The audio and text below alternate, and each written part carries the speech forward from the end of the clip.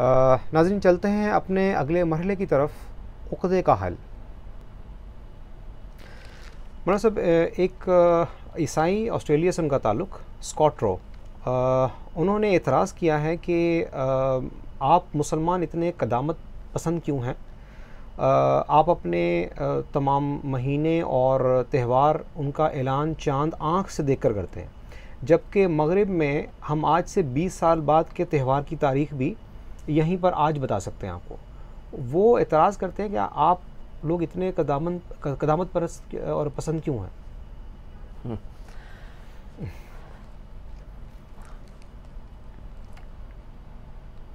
पहली बात तो ये गलत है और कम फहमी पर मबनी है कि हम क़दामत पसंद हैं। अगर हम क़दामत पसंद होते तो ये आलीशान इमारतें, तामीरात और ये जदीद आलात, पुख्ता सड़कें, ये गाड़ियाँ, हम इसके मुखालिफ होते, इसके इस्तेमाल से हम गुरेज़ करते। लेकिन देखा जाता है कि मुसलमान मुआशरे, मुल्क इन चीज़ों के उतना ही इस्तेमाल करते हैं जितना कोई और या कोई मगरिबी मुल्क इन चीज़ों का इस्तेमाल करता है। तो ये क़दामत पसंदी का जो दावा या बात है, ये तो बिल्कुल ही गलत है और अक़ल से मावरा है और कम फहमी पर मबनी है। और दूसरी ये बात कि आप चाँद देखकर अपने त्यौहारों का तयन करते हैं और उनके अय्याम मुकर्रर करते हैं, ये बात भी लाइल्मी और एक तरफ़ा मालूमात पर मबनी है। क्योंकि यहाँ पर दो बातें हैं। एक तो ये है कि इस्लाम जो है वो आसमानी मज़हब है, वो अक़ल और तख़मीने का पाबंद नहीं है, बल्कि वो आसमानी तालीमात का पाबंद है। और चूँकि ये इबादात का मामला है और इबादात जो है वो आसमानी तालीमात से मुतय्यन होती हैं, लिहाजा उसके तक़र्रुर का तयन भी इस्लामी तालीमात ही करेंगी, ना कि कोई अक़ल। अक़ल अगर कोई फ़ैसला कर भी लेती है तो उसको इस्लामी तालीमात, क़ुरान और हदीस के मुताबिक परखा जाएगा। अगर वो उसके मुताबिक हुआ तो अमल किया जाएगा, अगर मुताबिक ना हुआ तो उसको सरासर रद्द कर दिया जाएगा। दूसरी बात यह है कि इस्लाम भी नज़्म व ज़ब्त और तयन और तयक्कुन का निज़ाम पेश करता है। जिस तरह किसी भी मुआशरे या समाज की कामयाबी जो है वो नज़्म व ज़ब्त पर मुनहसर है, तो इस्लाम का एक रुख भी तयन और नज़्म व ज़ब्त का जो है वो रुख पेश करता है। इस तरह ये भी समझ लें कि मग़रिब या मग़रिब ज़दा लोग दावा तो तयन का करते हैं, लेकिन उसके लिए जो वो तरीक़ा इख्तियार करते हैं वो तख़मीने का करते हैं, अंदाज़े का करते हैं, कैलकुलेशन का करते हैं।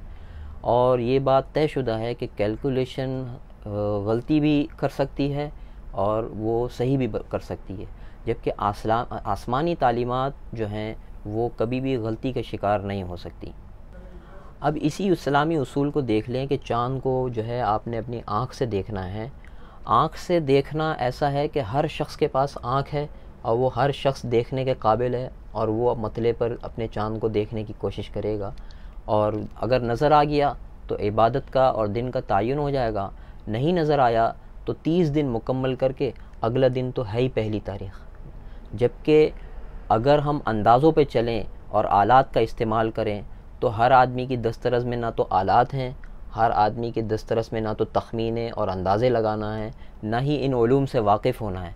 लेकिन इस्लाम ने एक ऐसा निज़ाम और एक ऐसा तस्वुर और क़ानून पेश किया कि आँख से देखना हर आदमी के बस में है, हर जगह से उसके बस में है, और इसके लिए किसी हिसाब किताब की ज़रूरत नहीं है।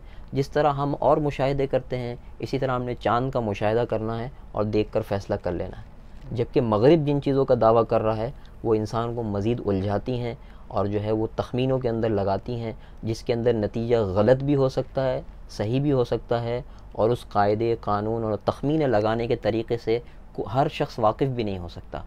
तो ये जो बात है कि आँख से देखना है, ये आसमानी तालीमात के मुताबिक है, बल्कि अक़ल के भी मुकम्मल मुताबिक है और माशरती क़ानून के भी मुकम्मल मुताबिक है।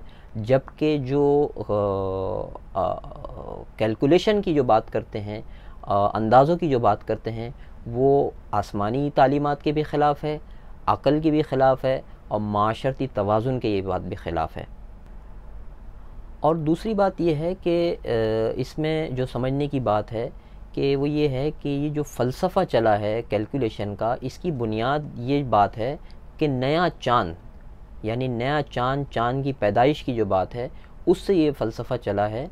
और ये बात मानने की है कि जो पुरानी शरीयतें गुज़री हैं ईसाई मज़हब या यहूदी मज़हब, उनको भी इस्लाम की तरह चाँद देखने ही का हुक्म था, लेकिन एक साजिश के तहत ये बात खड़ी की गई नए चाँद को देखने की, और नए चाँद पर इबादतों का तयन और फ़ैसला किया गया। तो उसका एक बहुत बड़ा नुकसान हुआ। नुकसान ये हुआ कि अल्लाह पाक ने जब किसी इबादत को मुकर्रर किया है तो उसकी बरकतें, फ़जीलतें, दुआओं की कबूलियत को भी उसके वक्त के साथ मुतय्यन किया है। लेकिन जब नए चाँद की बात की गई तो इबादतें और उसकी फ़जीलतें अपने वक्त से हट गईं। तो जिस वक्त में फ़जीलतें, कबूलियतें, रहमतें नाजिल होनी थी, उससे हट कर जब इबादत की गई तो उन फ़जीलतों से, कबूलियतों से महरूम रह गए और इबादत जो है वो फ़ुज़ूल हो गई, उसका कोई हासिल ना हुआ। तो ये एक साजिश के तहत ये ईसाई मज़हब के अंदर ये नए चाँद का फ़लसफ़ा पेश किया गया था, जिसका नतीजा ये निकला कि ईसाई तालीमात भी बदल दी गई और ये अल्लाह ताला की तरफ से नाजिल होने वाली रहमतों और बरकतों से भी महरूम हो गए और जो है ये पस्ती का शिकार हो गए।